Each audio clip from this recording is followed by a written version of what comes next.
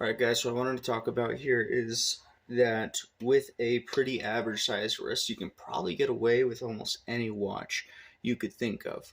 And I'll give you a really good example of that. So let me grab the tape real quick so I could show you proof of my wrist size. And we'll try a few watches on.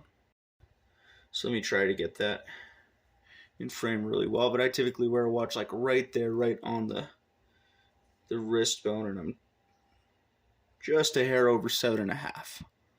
You can see there like a line over 7.5, whatever that is. Every tradesman is screaming at me right now. It's 16.64s, whatever. So just over 7.5 wrists, which I think is pretty average. You guys know what normal watches look like on me, so I wanted to work up the scale, and here's the reason why. I was always afraid of smaller watches. There was a lot of designs I was into with smaller watches that I just never got because I was a little bit nervous about the size of it. So I want to show you that, you can really play with a lot of sizes.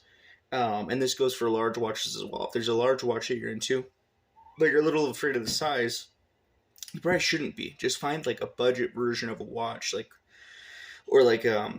me say that better. Find a exact same sized watch that is a budget watch and try it on and just see, because I think it'll probably work out. So like this is a 43 millimeter watch, right? Looks just normal on the wrist, kind of what I think most of us are used to, right? So now let's try a 34.5. This is the Casio MQ24.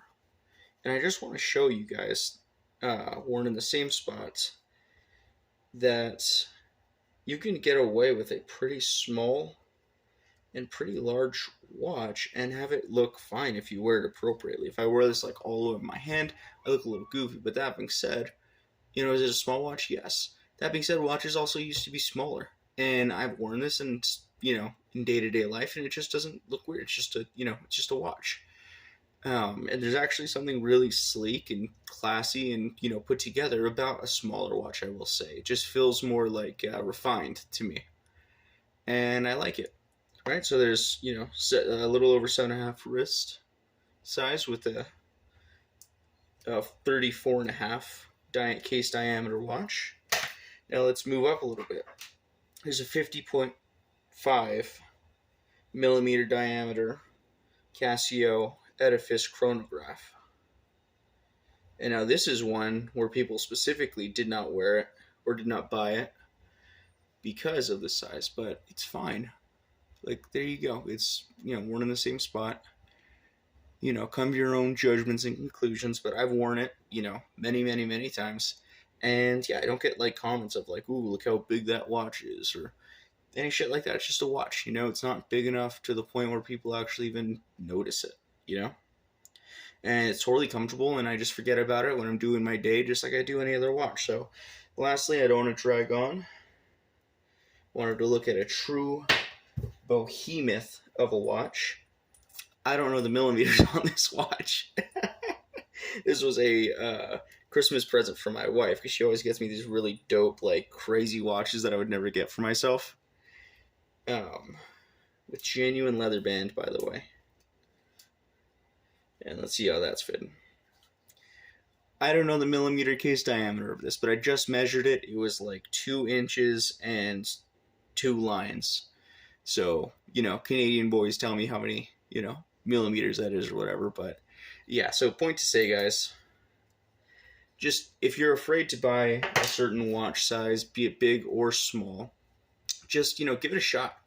Just find like a budget, find like a $17, Casio or something that's in that Invicta or something that's, in that same size range, and just wear it for a week, because I really thought these would be too small for me to functionally wear.